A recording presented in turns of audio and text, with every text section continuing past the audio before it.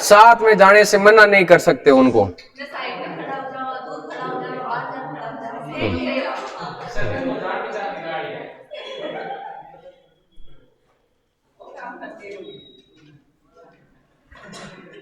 आपको कभी उल्टियां होती है, उल्टियां होने के बाद में और उल्टियां होने से पहले कौन सी पोजीशन, मतलब या फिर किस अवस्था में आप फिर एकदम अच्छा महसूस करोगे? उल्टी होने के बाद या उल्टी होने से पहले?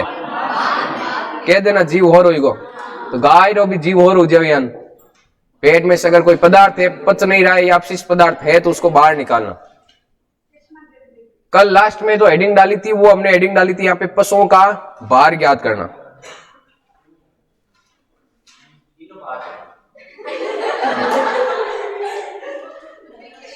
इनों से सिर्फ और सिर्फ एसिडिटी दूर हो सकती है। इनो वो तो MgOH का whole twice magnesium hydroxide, milk of magnesium. पशुओं का भार ज्ञात करना। देखो पशुओं के भार ज्ञात करने के अंदर सामान्यतः आप एक तो ये एक स्प्रिंग मेथड होता है इसके अंदर। अब विधियां पढ़ेंगे ना, अब विधियों को आप या तो साथ में मोबाइल पर सर्च करते रहना भी किस प्रकार की विधि होती है, क्यों डायरेक्ट नाम बताऊंगा तो आपको पता ही नहीं चलेगा कौन सी विधि है। जैसे कि एक इसके अंदर हम पढ़ेंगे स्प्रिंग विधि। स्प्रिंग विधि के अंदर क्या होता है कि आपने अब ये कांटा तो शायद देखा नहीं होगा किसी ने,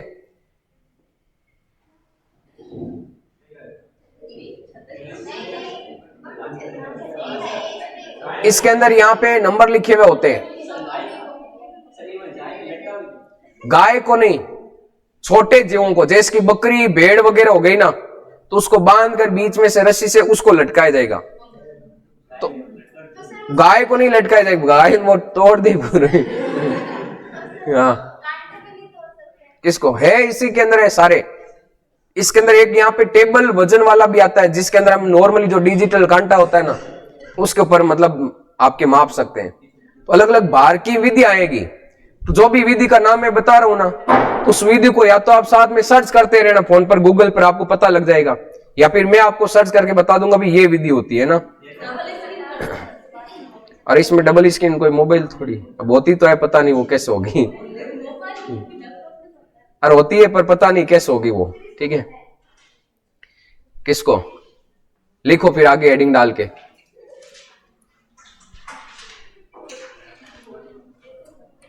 सबसे पहले सेफर्स का सूत्र, सेफर है या सेफर है?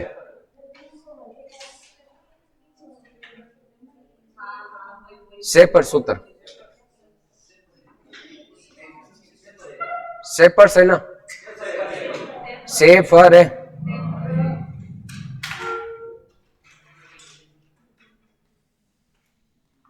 सेफर का सूत्र,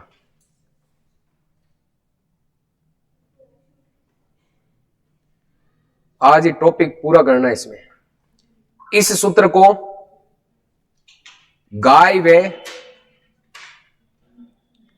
भैंस में शरीर का भार ज्ञात करने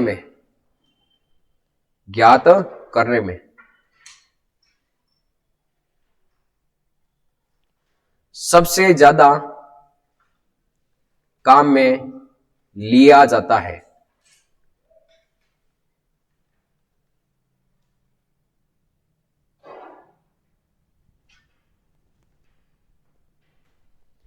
जेला नृत्य कौन सी जनजाति के द्वारा किया जाता है? बिलो में कहां पर बताया था मैंने,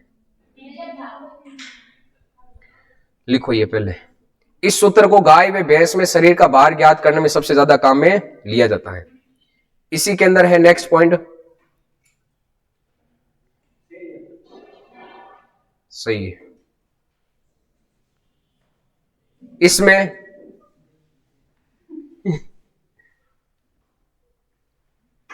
कितना प्राउड महसूस हो रहा है अंदर से खुद को। इसमें पाउंड्स में या पाउंड में? बार ज्ञात किया जाता है। पाउंड्स लिख दो या पाउंड्स लिख दो।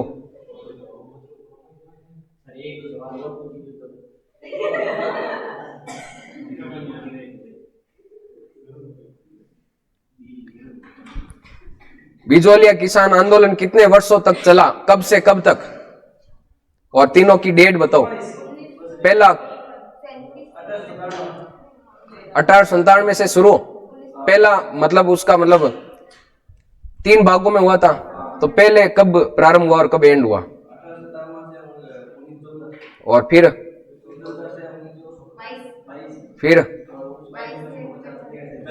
1914 है या 16 चेक करना है एक बार। 16 है ना?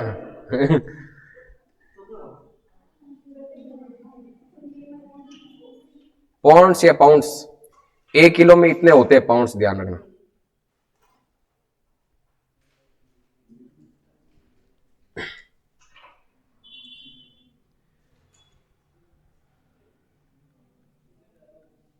शेफर सूत्र,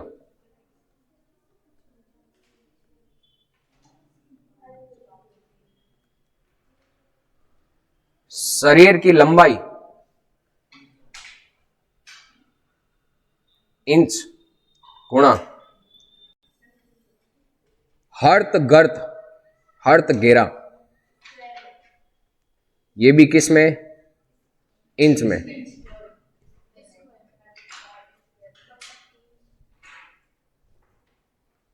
ये इसका क्या होगा? स्क्वायर।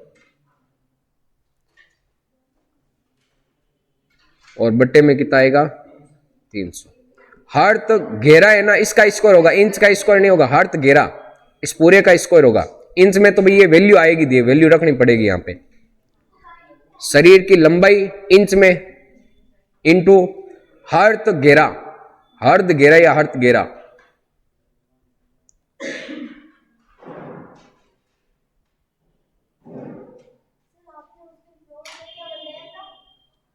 बूढ़ा बताया था मैंने। वयस्क या दोनों के बीच का? दोनों के बीच का होगा।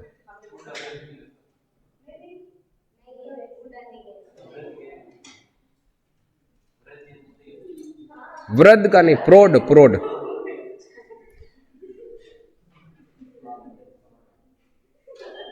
अब इसमें देखो, एक तो शरीर की लंबाई का आ रखा और एक हर्त घेरा आ रखा है। शरीर की लंबाई कहां से कहां तक मापेंगे उसके अंदर?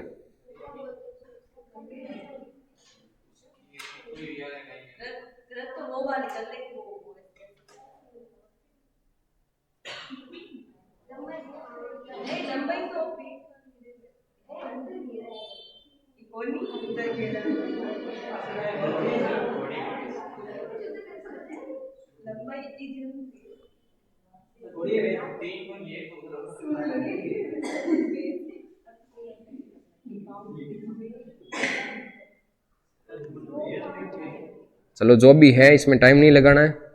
इसमें ये मान लो भाई पशु है, ठीक है ना, हर्त घेरा होगा ना। देखो ये आगे वाला पोर्स नहीं होगा, मैंने पहले आगे वाला ये बता रखा था आपको, ये नहीं। यहां से ये लंबाई होगी ना इसकी, इसको हम हर्त घेरा यहां पे कहेंगे, ठीक है ना। पेट की अगर यहां पे लंबाई की बात करेंगे तो पेट वाला पोर्शन ये होगा पीछे का। ये आगे जो पैर है, आगे वाले इन पैरों से यहां तक का ये जो घेरा होगा, ये हर्त घेरा काउंट करेंगे इसमें। अब जो शरीर की लंबाई है ना, तो इसमें देखो एक तो आपकी लंबाई होगी और एक क्या होगी इसके अंदर? चौड़ाई होगी। इसके अंदर लंबाई है ना, यहां से लेकर इसमें इस तरीके से काउंट की जाएगी, तिरछी सीधी काउंट नहीं की जाएगी इसके अंदर। आगे वाले पैरों से लेकर यहां तक कि आपके ये जो होगी, ये शरीर की लंबाई रहेगी इसके अंदर, ठीक है ना। और ये क्या हो जाएगी इसके अंदर? चौड़ाई हो जाएगी। तो ये ध्यान में रखना भी शरीर की लंबाई किस तरीके से लेंगे और हर्त घेरा कौन सा होगा। आगे वाला जो पोर्शन है ना, ये हर्त घेरा होगा। ये पीछे वाला इसमें आपके पेट का भाग होगा, जिसमें आपके पेट की लंबाई इसमें आप कह सकते हो।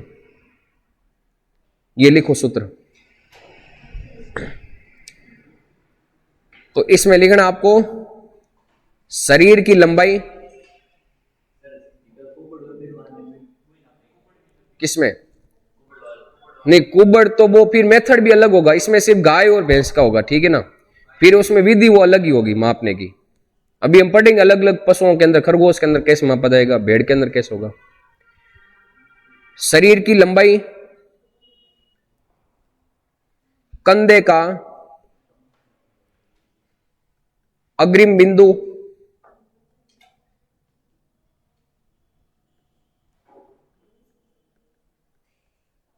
से लेकर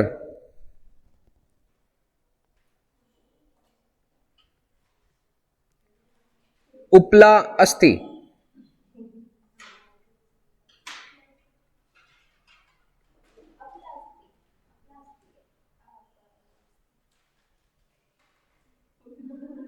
अपलास्थि के बिंदु की लंबाई इंच में,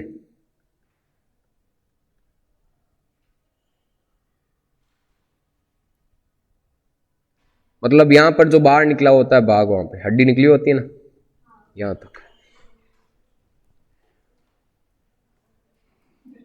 हर्थ घेरा, ये हर्थ घेरा ध्यान में रखना, सीने का माप,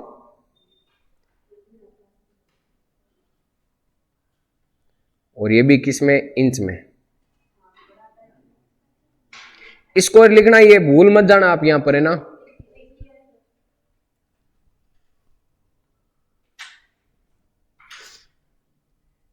नेक्स्ट एरो बनाकर लिखना है,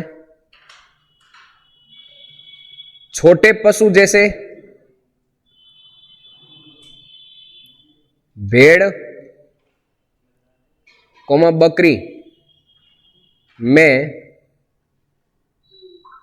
शरीर का भार, शरीर का भार स्प्रिंग बैलेंस, स्प्रिंग बैलेंस, जो तुल्ला होता है ना स्प्रिंग वाला, उसके द्वारा स्प्रिंग बैलेंस, स्प्रिंग वाला तुल्ला भी बताया था मैंने यहां पे, वो स्प्रिंग बैलेंस विधि द्वारा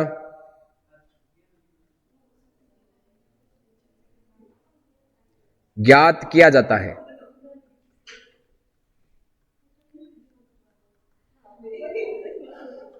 अब छोटा पशु है तो भी यहाँ पर मान भी घर में तोलना है, तो डिजिटल नहीं है तो उसको आप घर में जो कांटो काम ले भी पर भी तोल सका।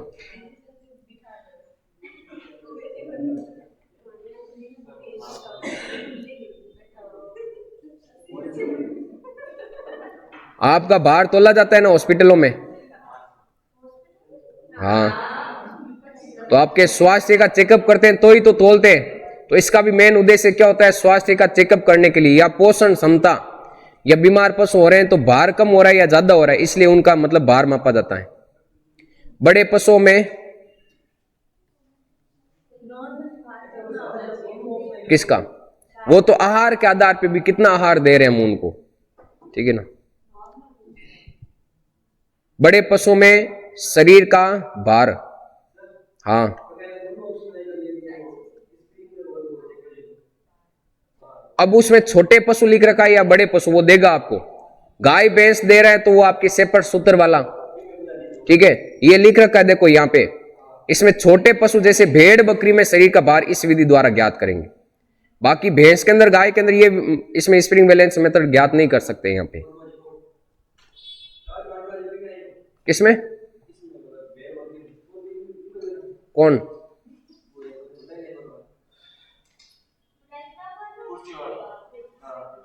वो तो आपके उसमें खरगोश में किया जाएगा, ठीक है ना। खरगोश के अंदर वो विधि काम ले तो सकते हैं, काम में कोई फर्क नहीं पड़ेगा, लेकिन जो दे रखी वो तो हमें पढ़नी पड़ेगी। और वो कांटे वाला जो होता है डिजिटल वाला, वो नॉर्मली हम खरगोश के लिए काम में ले सकते हैं ना। हाँ, बड़े पशुओं में क्यों इतना भार नहीं होगा भी, वो कांटो वो नीचे हो सके इतना, आपको भी पता भी कितना भार झेलने पर वो नीचे होगा, सही माप के लिए। बड़े पशुओं में शरीर का भार ज्ञात करने के लिए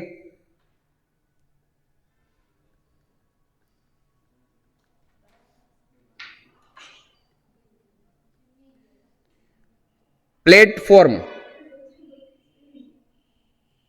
बार मशीन को काम में लिया जाता है।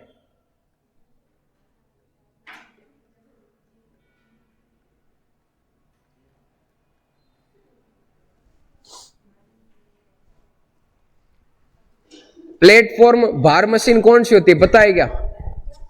प्लेटफॉर्म भार मशीन धर्म कांटो नाम मुनियो काय हुए धर्म कांटो। हाँ, तो ऐसे गाय और भैंस से ज्यादा बड़े पशु है तो उनको प्लेटफॉर्म मतलब उसका भार मापने का जो सरफेस क्या होगा वो बड़ा होगा, तो उस पर पशु को खड़ा कर दिया जाएगा और उसके द्वारा हम क्या कर सकते हैं, भार माप सकते हैं। प्लेटफॉर्म भार मशीन।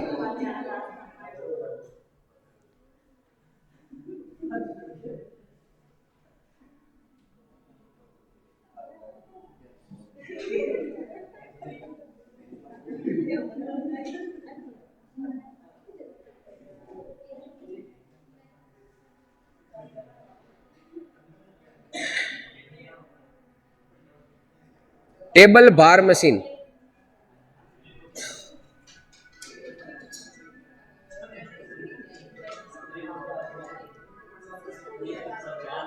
इस विधि द्वारा खरगोश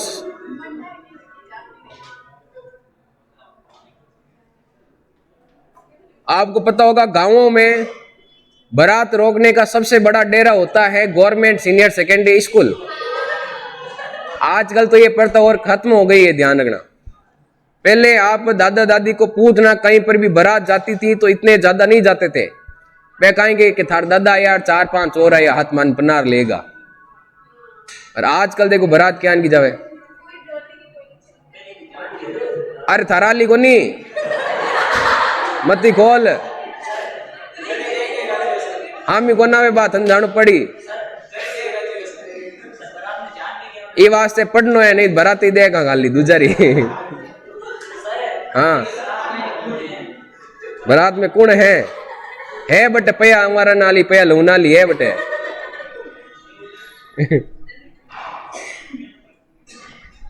एक नृत्य किया जाता है, अब इतना याद नहीं आ रहा मुझे, इसमें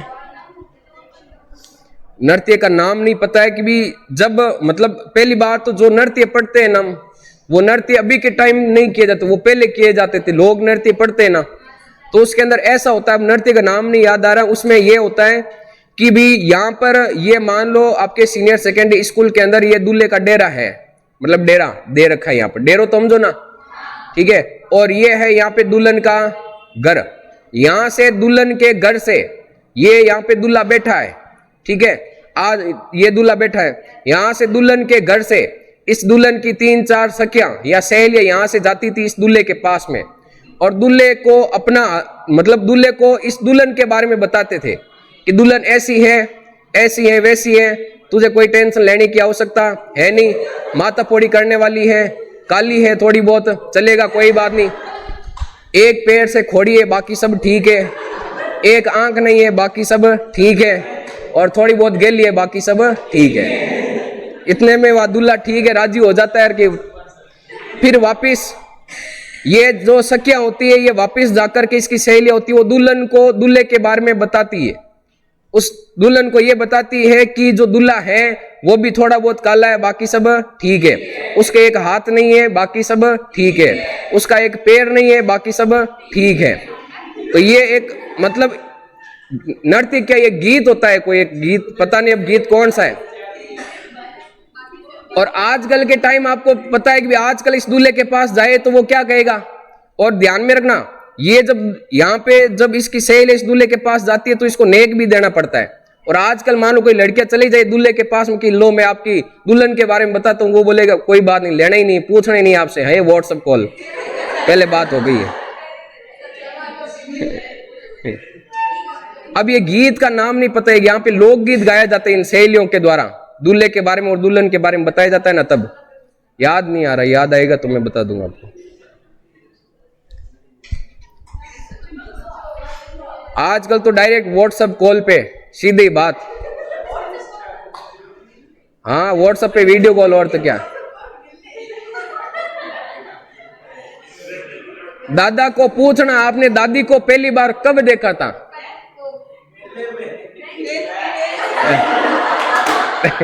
थराल दादा थोड़ी थराल दादा देख लीला।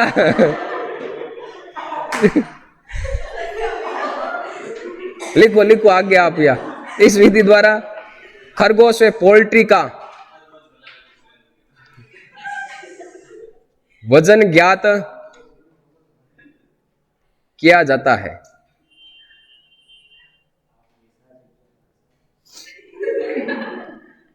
मतलब पुराने रीति रिवाज इतने शानदार हैं, होने चाहिए। मैं तो कहता हूं अभी भी हैं कि जगह क्या को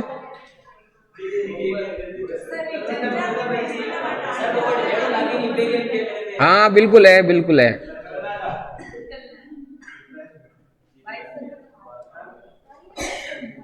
अग्रवाल सूत्र, शेफर्ड सूत्र के बाद में एक सूत्र और है अग्रवाल सूत्र।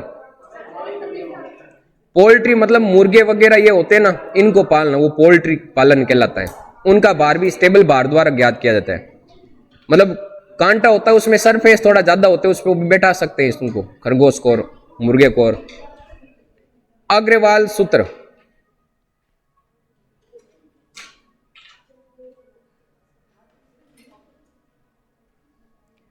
इस सूत्र द्वारा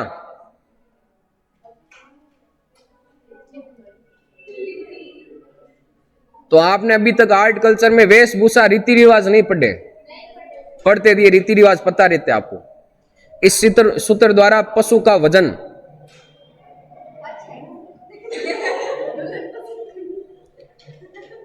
शेर में ज्ञात किया जाता है।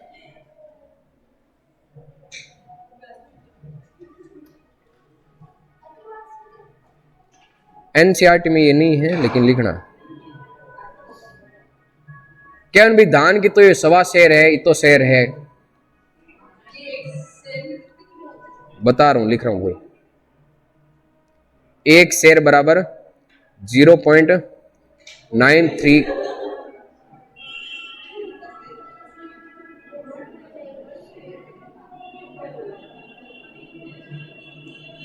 एक शेर बराबर 930 ग्राम।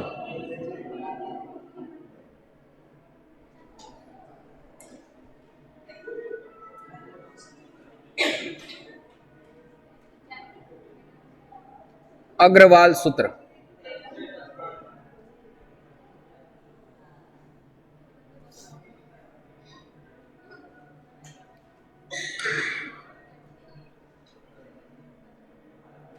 ये सारे पैरोडी सॉन्ग बज रहे हैं यहां पर। पशु की लंबाई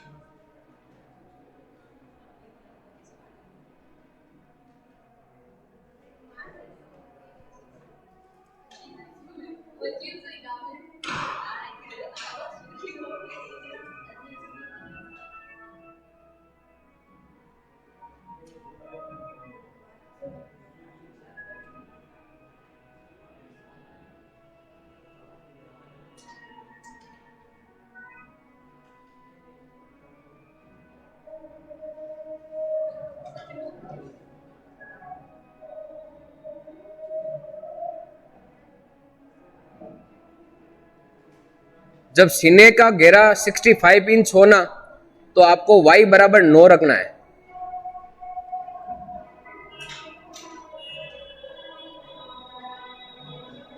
जब सीने का घेरा 65 से 80 इंच हो, इधर आएंगे क्या महावीर? जाना नहीं अब।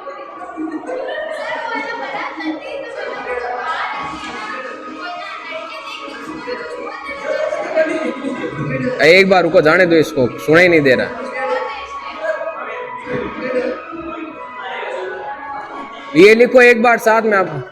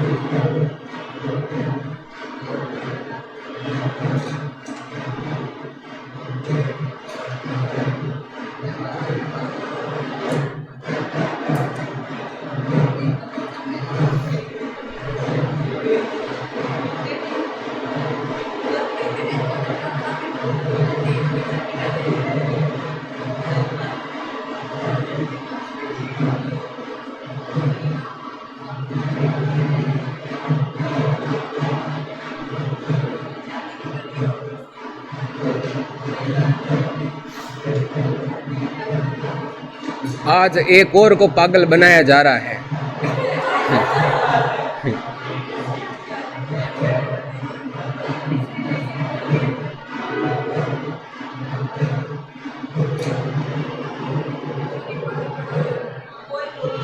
कभी ऐसा लगता है कि ऐसे रिश्ते किसने बनाए, ऐसी परंपरा किसने बनाई।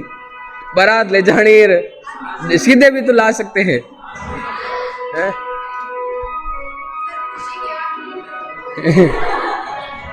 खुशी का अंतिम पल जितना जीना चाहता है वो भी जी सकता है। यह है पशुओं में भार ज्ञात करने की विधिया सारी। तीनों में से कोई भी सूत्र काम लोगे तो लगभग उनका जो भार आएगा वो सेम आएगा, ध्यान रखना।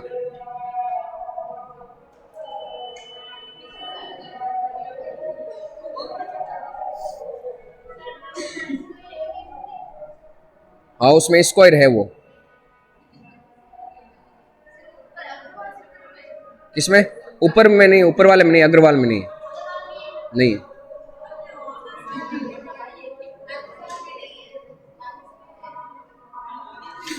ज्यादातर जो काम लिया जाएगा वो सेपर सूत्र काम में लिया जाएगा, ये ध्यान में रखना। बाकी वाले काम में ले सकते हो, लेकिन ज्यादातर पशुओं के अंदर, गाय और भैंस के अंदर सेपर सूत्र।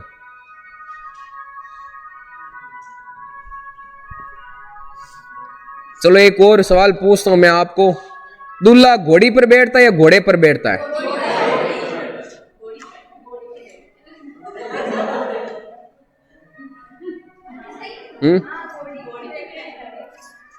कभी सुना है कि भाई घोड़ी पर बैठेगा या घोड़े पर, या फिक्स किसी पर भी?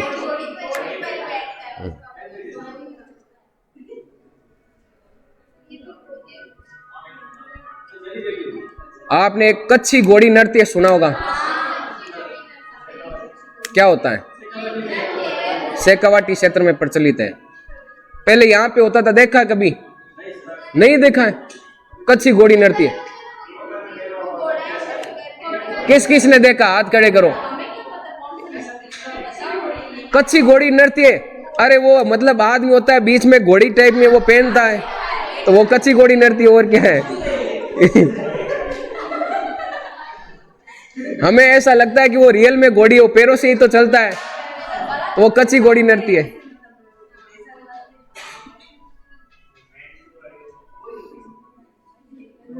आजकल तो ये बंद हो गया यहां पर। हाथी पर कीमत ली जाओ ना वाले गद्दा मत बैठा ली जाओ, पागला पसंद है भाई, कीमत जानी चाहे।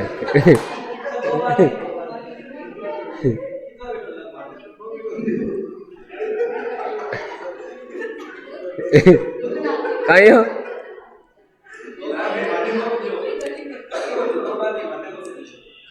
कहीं गए?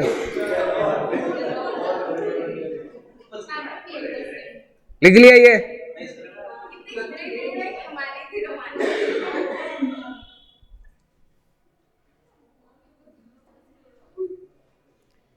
किताब वाला पेज निकाल दूं? हाँ, ये बाहर का हो गया इसमें पूरा।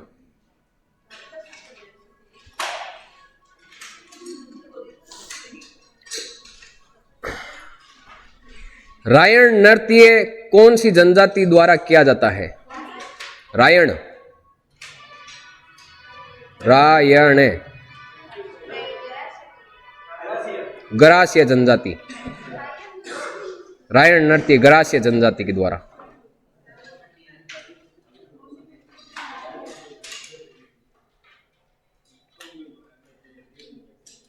देखो लिख लिया तो ये कल मैंने आपको बताया था कालबेलिया जनजाति के नृत्य 5। एक हमने बताया था सबसे पहले कालबेलिया नृत्य, तो एक तो कालबेलिया हो जाएगा नाम से, कालबेलिया नृत्य।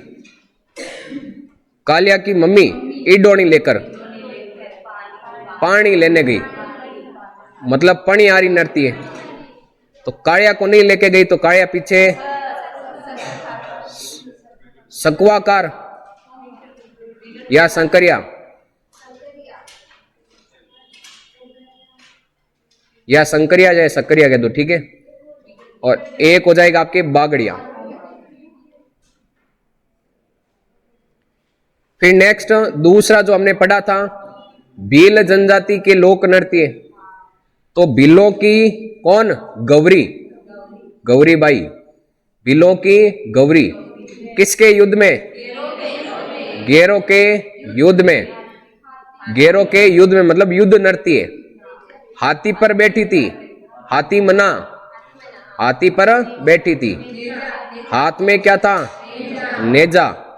रम पीकर रमणी नृत्य, हाथी पर बैठा रम पीकर द्विचक्री, 2 चक्कर लगाए या घूमी 2 चक्कर में, घूमी मतलब घूमरा, घूमर नहीं घूमरा। भीलों की गौरी गेरों के युद्ध में मतलब दूसरों का युद्ध था, हाथी पर बैठकर हाथ में नेजा, नेजा मतलब ध्वजा ही तो होती है। रम पीकर द्विचक्री घूमी। फिर थर्ड नंबर होता है एक सहरिया जनजाति के लोक नृत्य, सहरिया जनजाति के लोक नृत्य। सहरिया जनजाति के लोक नृत्य के अंदर ध्यान में रखना, आपको ध्यान में रखना यहाँ पे शहर का शिकारी, तो एक तो जाएगा शिकारी नृत्य, शहर का शिकारी। इंद्रपरी के लिए इंद्रपरी नृत्य, शहर का शिकारी इंद्रपरी के लिए जेला और लहंगा लाया, जेला नृत्य। और एक हो जाएगा यहाँ पे लहंगा नृत्य, जेला और लहंगा लाया। अब कोई शिकारी अपनी परी के लिए जेला और लहंगा ला सकता है क्या, ये एक तरीके का स्वांग रहेगा, तो स्वांग नृत्य, स्वांग नृत्य। तो ये सहरिया जनजाति के लोक नृत्य। एक होता है आप इसमें 4 नंबर और ध्यान में रखो, एक और गरासिया, गरासिया जनजाति के लोक नृत्य। पहले देखो मैं इसमें नाम बता देता हूं। एक तो होता है गोल, गोल नृत्य, ठीक है। और एक होता है लूर, एक होता है इसमें मांदल या मेंदल, मांदल। एक होता है इसमें पिकोक्यो डांस, पिकोक्यो मतलब मोरियो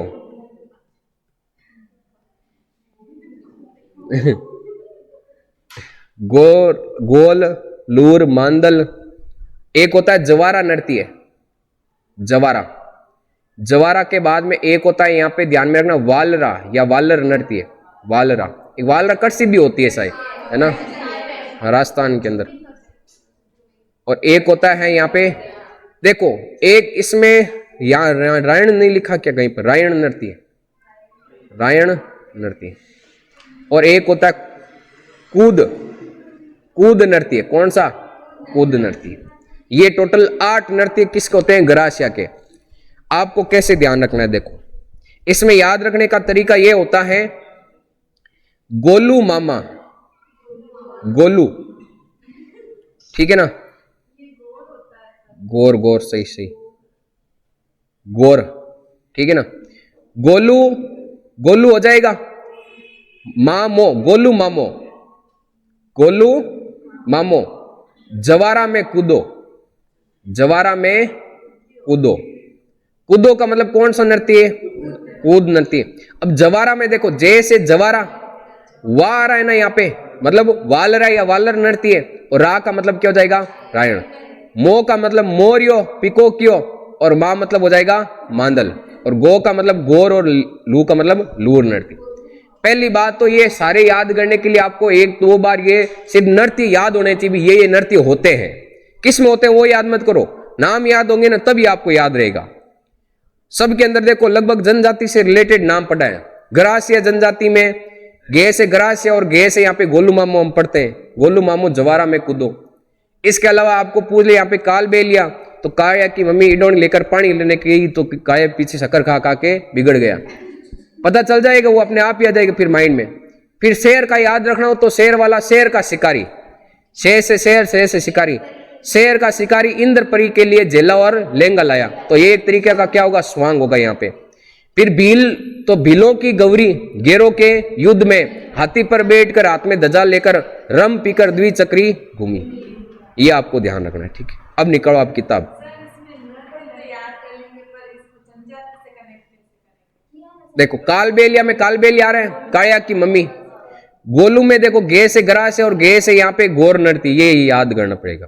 मतलब एक दो बार आपको ये नृत्य याद हो जाएंगे, भाई ये नाम होते हैं, फिर आपको ऑटोमेटिक पता चल जाएगा। अब मान लो जैसे कि मैं आपको दूं यहाँ पे रायण नृत्य कौन से में होता है बताओ, गरासिया में होता है। और मैं आपको दूं यहाँ पे इसके अलावा जेला नृत्य, शिकारी नृत्य, शहरिया के अंदर गौरी नृत्य और रमणी नृत्य, भील के अंदर ही होगा नेजा नृत्य और ज्वारा नृत्य, ज्वारा गरासिया में, यही तो है और क्या है। कई बार ऐसा होता है कि भी आपको मान लो कुछ ऑप्शन दे दे, यहाँ पे मिलान करना पूछ ले या असुमेलित पूछ ले, या मिलान करना दे दे आपको यहाँ पे ए बी सी और डी। कई बार ऐसा होता है तीन हमारे नृत्य पढ़े हुए नहीं होते, एक पढ़ा हुआ होता है, तो अगर एक सही मिल रहा है तो बाकी वाले ऑटोमेटिक क्या हो जाएंगे, उसमें सही हो जाएंगे। कई बार ऐसा भी ऑप्शन आता है कि उनमें से मान लो भी पढ़े हुए नहीं है, हमारे एक पढ़ा हुआ है तो वो ऑटोमेटिक वहां पे सही हो जाएगा, ठीक है। अब देखो भाई किताब के अंदर आके,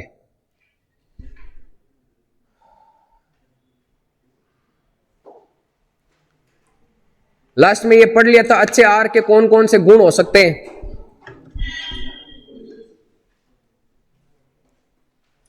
ये पढ़ना है यहाँ पे, विभिन्न पशुओं में आहार का निर्माण। देखो पशुओं की समुचित वृद्धि, प्रजनन एवं उनसे पर्याप्त उत्पादन तथा कार्य लेने हेतु संतुलित आहार देना अति आवश्यक है। अब मान लो आप किसी पशु को बाहर ढोने में काम में ले रहे हो, अगर उससे आप अच्छा आहार नहीं दोगे, क्या वो उतनी क्षमता से बाहर ढो पाएगा क्या, या बीमार हो जाएगा वो, या कमजोर हो जाएगा, उतना बाहर वो नहीं आपके सहन नहीं कर पाएगा। गर्भवती गाय, दूधारू गाय वे बैल के लिए संतुलित आहार निर्धारण प्रमुख आहारों में से पाए जाने वाले तत्वों के आधार पर करना चाहिए। अब जैसे कि देखो, एक तो गर्भवती गाय और एक दूधारू गाय और एक बैल, इन तीनों का आहार मात्रा में क्या होगा, अलग अलग होगा ना।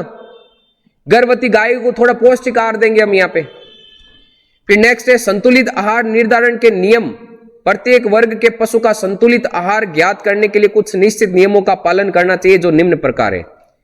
सबसे पहले शुष्क पदार्थ की मात्रा, शुष्क मतलब जो सूखा चारा वगैरह हम यहाँ पर देंगे, ये ध्यान में रखना। अब यहां से जो पॉइंट है ना इंपॉर्टेंट है, इसके अंदर ध्यान रखना सारे।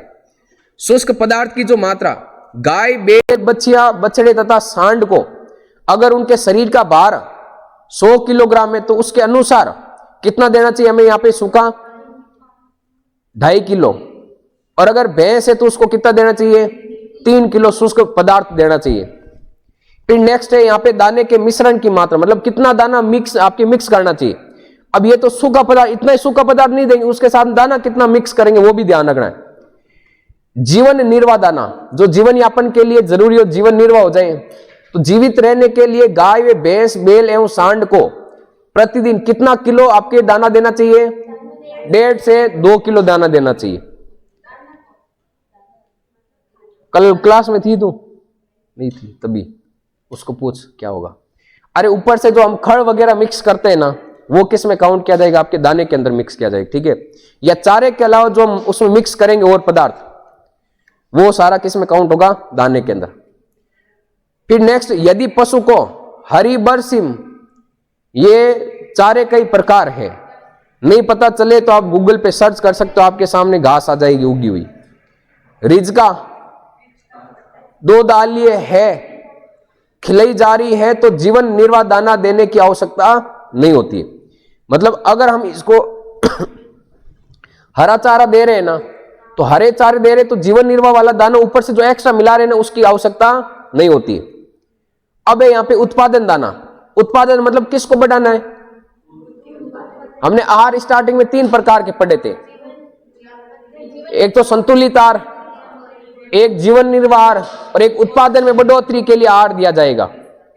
तो यहां पे अब कौन सा उत्पादन आहार, जो उत्पादन या दूध या मांस को बढ़ाने का क्या करेगा? कार्य करेगा। अब दूध उत्पादन के लिए 3 लीटर गाय के दूध पर तथा 2.5 लीटर भैंस के दूध पर 1 किलो दाना देना चाहिए। 3 लीटर या 2.5 लीटर दूध हो रहा है भैंस के या गाय के, तो उसको कितना दाना देना चाहिए? और वसा की मात्रा गाय की अपेक्षा ज्यादा किसमें होगी? भैंस के अंदर। ये तो नॉर्मली जानती हैं। आगे है कार्य करने वाले। देखो ये तो दुग्ध उत्पादन वाले, उसके अंदर पढ़ लिया हमने, यहां पे 1 किलो दाना देना चाहिए। अब यहां पे भार ढोने वाले या फिर कार्य करने वाले, जो बेल को प्रतिदिन एक्स्ट्रा कितना दाना आपके देना चाहिए? 1.5 किलो। सामान्य कार्य अगर कर रहा है, और अगर भारी कार्य कर रहा है, भी भार ढोने का कार्य कर रहा है इधर उधर, तो उसको कितना देना चाहिए? यहाँ पे 2 किलो देना चाहिए जीवन निर्वाह के में अतिरिक्त दाना। ये अतिरिक्त दाने की मात्रा है जीवन निर्वाह में। दूध देने वालों में ध्यान रखना 1 किलो। भार ढोने वालों के अंदर ध्यान में रखना, सामान्य भार ढो रहा है तो उसको 1.5 किलो, और ज्यादा भार ढो रहा है तो उसको 2.5 किलो, सॉरी 2 किलो। अगला है प्रजनन करने वाले। देखो तीनों की कैटेगरी अलग अलग है, दूध देने वाले, भार ढोने वाले और एक प्रजनन करने वाले। तो प्रजनन करने वाले सांड को 2 किलो तथा 6 माह या इससे अधिक अवधि की जो गर्भवती गाय होगी या गर्भ रक्षा है तो उसको 1 से 1.5 किलो दाना अतिरिक्त देना चाहिए। और जीवन निर्वाह उत्पादन दाना इसमें दोनों में सम्मिलित नहीं होता, ये एक्स्ट्रा अतिरिक्त दाना होगा, जिसमें जीवन निर्वाह वाला दाना ऐड नहीं करागा। एक्स्ट्रा दाना कितना देना है वो जोड़ रखा है यहाँ पे। जीवन निर्वाह दाना तो कितना देंगे हम यहाँ पे? 1.5 से 2 किलो, ये फिक्स है, 1.5 से 2 किलो। उनमें एक्स्ट्रा कितना देंगे? अगर दूध देने वाली यहाँ पे पशु है गाय और भैंस, तो ध्यान में रखना यहाँ पे गाय के अंदर तो हम कितना देंगे? जो 3 लीटर दूध दे रही है या फिर आपके 2.5 लीटर दूध दे रही है, उसके लिए कितना? 1 किलो। और यहाँ पे भार ढोने वाले सामान्य के लिए उसके लिए 1.5 किलो, और ज्यादा भार ढो रहा है उसके लिए 2 किलो। और प्रजनन करने वाला जो सांड है उसके लिए हाँ अतिरिक्त क्यों अतिरिक्त नाम आ रहे देख लो आप सब जगह इसके अंदर। और जो ज्यादा भार ढो रहा है उसको 2 किलो। प्रजनन करने वाले सांड को 2 किलो, और 6 माह या इससे अधिक गर्भवती हो तो उसको 1 से 1.5 किलो अतिरिक्त दाना देना चाहिए। अगला है यहाँ पे चारे की मात्रा। चारा कितना मिक्स करना चाहिए? क्या सिर्फ दाना देने से हो जाएगा? नहीं, ध्यान में रखना, चारे को सिर्फ चारे को ज्यादा नहीं खा पाएगी, अगर उसमें दाना मिक्स होगा ना तो वो चारा प्रॉपर तरीके से खा पाएगी। कई बार हम देखते भी पशु चारा नहीं चर रहा है तो हम क्या करते हैं? हरी घास होती है उसको काट कर उसमें मिक्स कर देते हैं, तो फिर साथ में क्या करेगा? वो उस चारे को भी तो खाएगा। नेक्स्ट है यहाँ पे चारा मात्रा या चारे की मात्रा।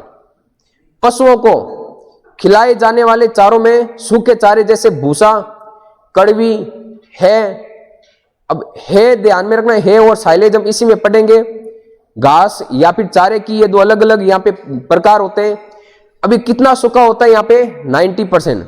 और अगर सिर्फ 10 से 20% सूखा हुआ हो तो वो साइलेज में काउंट होगा। साइलेज किस में आएगा? हरे चारे में आएगा। तथा रसीले चारे जैसे बरसीम, रिचका, मटर, गवार एवं जड़े जैसे गाजर, शकरकंद ये सम्मिलित होते हैं यहाँ पे। सूखे चारे तथा हरे चारे की मात्रा में लगभग कितना अनुपात होना चाहिए? 1 और 3। अगर सूखा चारा मान लो भी हमने यहाँ पे यहाँ पे 1000 ग्राम लिया हमने, तो उसमें आपके 300 ग्राम हम क्या करेंगे? यहाँ पे हरे चारे को मिक्स करेंगे। तो 1 अनुपात कितना होना चाहिए? यहाँ पे 3 होना चाहिए। फिर नेक्स्ट है यहाँ पे ध्यान में रखना, तथा सूखे चारे रसीले। अब इसमें देखो यहाँ पे एक तो ये 1 अनुपात 3, तथा सूखे चारे और रसीले चारे का अनुपात कितना होना चाहिए? 1 से 4 या फिर 5 अनुपात रहना चाहिए। शुष्क पदार्थ दोनों में हमेशा क्या होगा? बराबर। देखो शुष्क पदार्थ दोनों में क्या है? बराबर। अगर यहाँ पे हरा चारा है तो उसको 3 अनुपात में, और अगर यहाँ पे रसीले चारे जिसमें रस की मात्रा मतलब ज्यादा होगी तो उसको हम क्या करेंगे, यहाँ पे 4 से 5 के अंदर भाग के अंदर मिलाएंगे। खनिज लवण, कई बार हम देखते भी पशुओं को नमक की मात्रा भी देते हैं, अगर उसमें मिनरल्स की कमी हो जाती है तब। खाद्य पदार्थों में से सभी लवण पर्याप्त मात्रा में पशु को नहीं मिल पाते, अतः इन्हें लवण मिश्रण के रूप में दिया जाता है। दूध वाले पशु एवं वृद्धि करने वाले पशुओं के लिए इनका महत्व अधिक है। बाजार में खनिज मिश्रण, एक तो कौन सा, मेंडिक, फिर नेक्स्ट है यहाँ पे सुदिमिडिक, और एक है यहाँ पे कैटिलमिन आदि नामों से उपलब्ध होते हैं। मतलब ये खनिज मिश्रण होते हैं जो आप चारे के साथ मिक्स करके पशुओं को दे सकते हो। प्रतिदिन इनकी मात्रा कितनी होनी चाहिए, 20 से 25 ग्राम, और सादे नमक की मात्रा कितनी होनी चाहिए, 30 ग्राम प्रति पशु हमें देना चाहिए। और संतुलित आहार की गणना के लिए विभिन्न चारा दानों में शुष्क पदार्थ की जो प्रतिशत मात्रा है वैसे मौसम और फसल की स्थिति के अनुसार घट बढ़ सकती है। तो ये इसमें प्रतिशत मात्रा है, शुष्क प्रतिशत मात्रा। जैसे सूखी कड़वी भूसा है और पुआल होगा, वो कितना % तक शुष्क रहेगा, 90%। 10% थोड़ी बहुत उसमें नमी रहेगी, बाकी क्या रहेगा, सूखा हुआ रहेगा। फिर यहाँ पे नेक्स्ट हरी ज्वार मक्का बाजरा होगा, ये 30% सूखा रहता है, बाकी 70% इसमें क्या रहती है, नमी। बरसीम जो दिसंबर से फरवरी तक मतलब ये खेतों में हम उगा सकते हैं इसको, ये इसके अंदर 20% आपके शुष्क रहेगा, बाकी 80% ये क्या रहेगा, गीला हरे चारे के अंदर काउंट किया जाएगा। बरसीम और रिचका, ये देखो यहां से आप बरसीम देखना कि इसके अंदर दिसंबर के अंदर बोया तब इसमें आपके नमी ज्यादा रहेगी 80%, लेकिन शुष्क कितना % रहेगा, 20।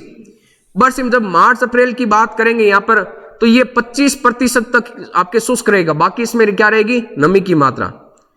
गाजर पत्ता गोभी ये 20% शुष्क रहेंगे, बाकी इसके अंदर नमी की मात्रा रहेगी। अनाज